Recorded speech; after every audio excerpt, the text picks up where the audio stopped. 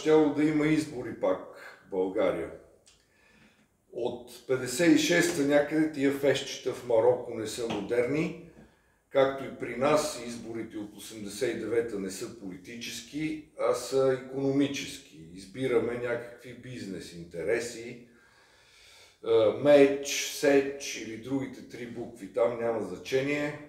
Ще изберем някого, който ще влезе така във форма и ще си купи тлъсто къщенце в Барселона или щупане и в Казабланка, тук Мароко. Има хубави.